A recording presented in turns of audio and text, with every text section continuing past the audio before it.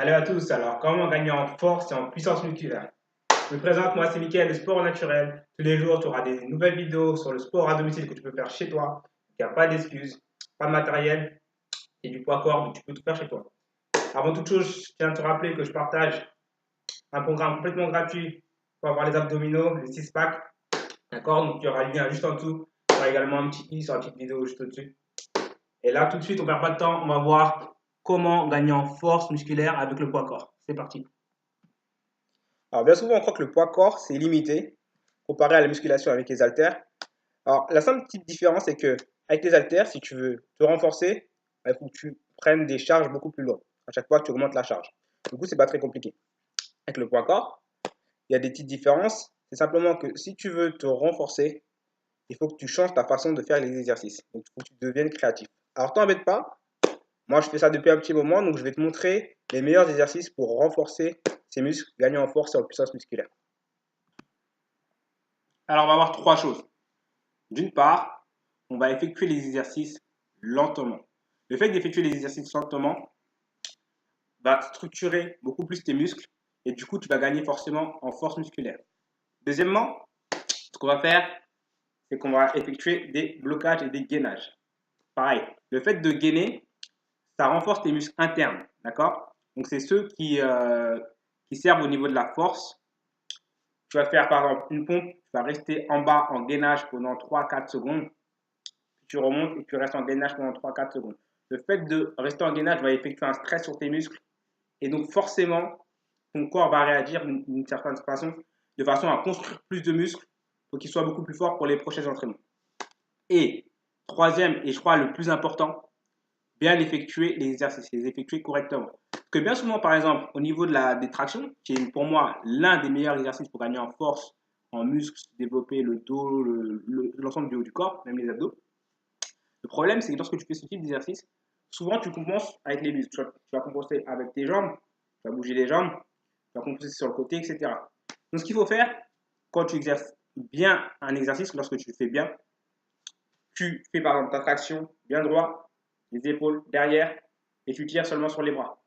Ce qui va se passer, c'est que c'est seulement l'ensemble des muscles qui est censé travailler qui va travailler. Si tu me compenses avec d'autres muscles, bah, les autres vont moins forcer. La même chose lorsque tu fais ta pompe. Lorsque tu fais une pompe rapide et tu te sers de ton mouvement, c'est pas bon. Parce qu'en fait, tu te sers de ton inertie et de ton mouvement et ça va t'aider à remonter et à redescendre. Du coup, tu vas moins travailler. Soit tu montes, tu bloques, tu redescends. Donc, si tu combines tout ça, donc les bons exercices, les bons mouvements, le fait de le faire lentement et le fait de bloquer et d'effectuer des gainages, ça va être top. Donc là, on a beaucoup parlé, on va peut-être passer à l'action. Je te le rappelle, ça sert à rien de regarder la vidéo si tu ne fais pas. Donc lève-toi et descends. Ok, c'est parti. Là, on va faire une pompe pour gagner en force. Ok? Donc tu te mets au sol. Descends au sol. Donc position de pompe classique. Déjà, tu bloques. Ok? Tu descends lentement. Tu bloques, tu verrouilles. Tu remontes lentement. On recommence.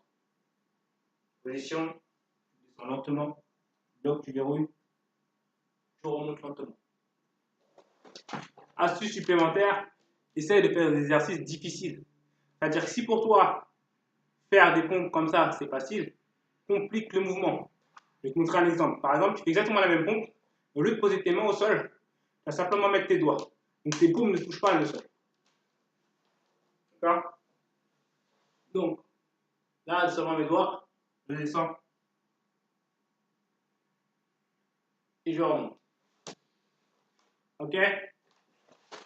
On va voir également au niveau du gainage ce qu'il faut faire.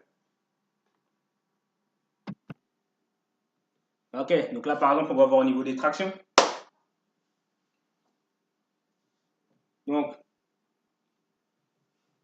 les bras tendus, on remonte, on bloque, je peux gainer et on descend. D'accord? Donc moi, je ne veux pas voir de traction en mode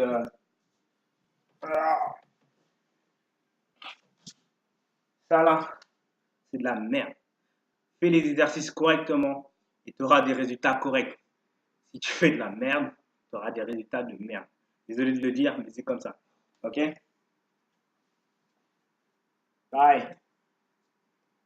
Si pour toi les tractions c'est trop facile, bah change l'exercice, complique-le. Hop, essaie de partir sur le côté.